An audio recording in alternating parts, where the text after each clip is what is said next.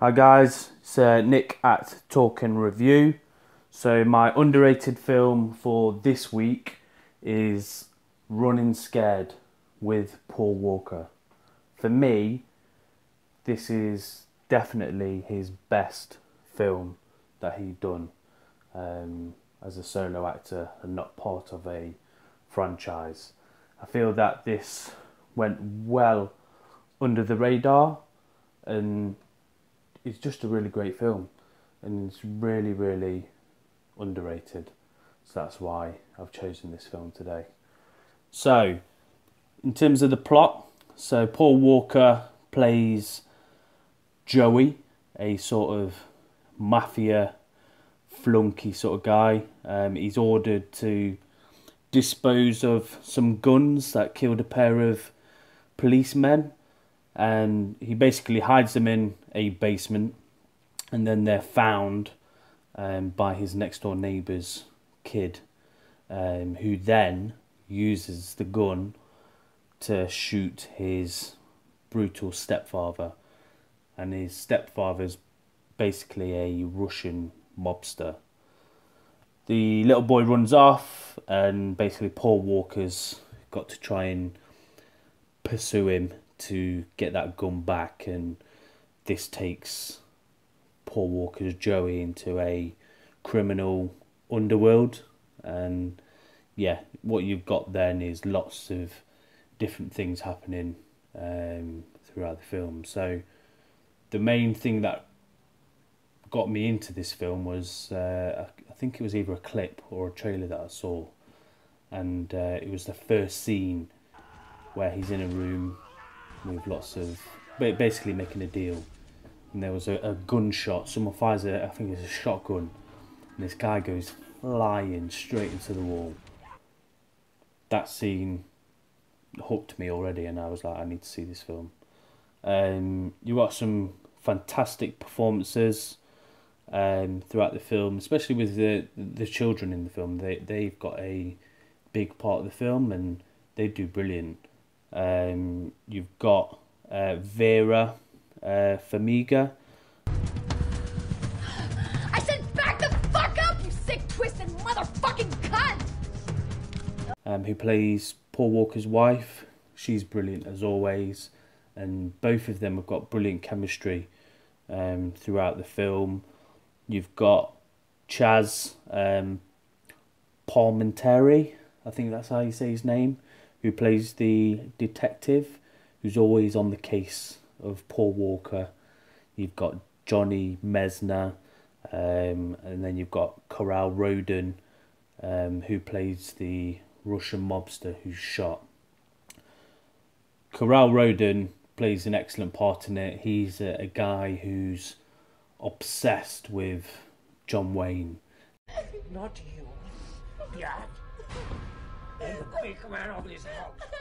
When I say you shit, don't eat it, don't eat it. Enzor. John Wayne was a faggot.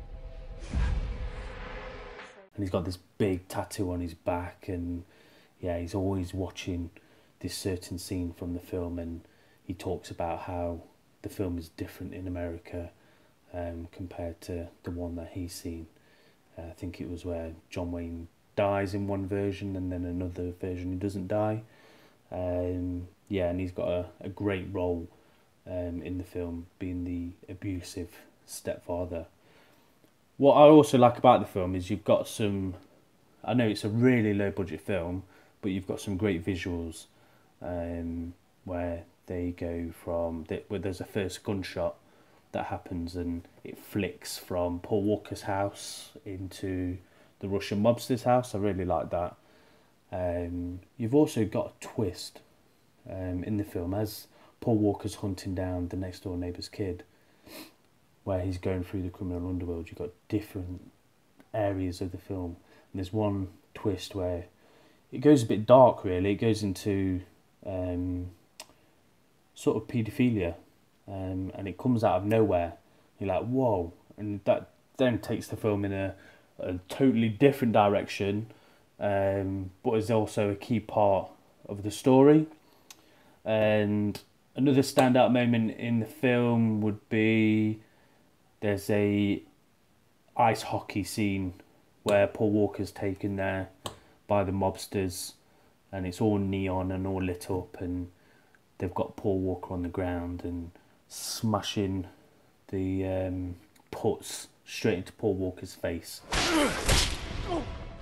And it looks brutal, and Paul Walker's taken such a beating. And I just like some of the conversations, and Paul Walker's a bit of a badass in the film, with him being a detective himself.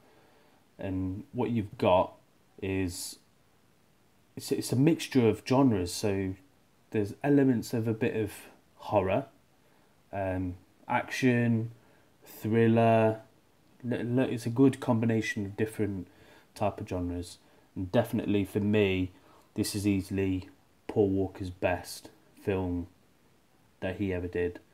And there's also a scene at the end that just made me piss, where there's this pimp who basically is in the end scene, and some of the stuff that Paul Walker comes out with just made me laugh. I'm gonna take your little punk friend, and I'm gonna put him in my posse, and I'm gonna pimp him out for a couple of months, and then I'm gonna take that knife of yours and I'm gonna cut him from ear to ear, just like I should have done yesterday, you fuck! I'm sure that sounds great to you all in your fucking pimp world and all, but listen, right now, that's not the fucking thing you want to do.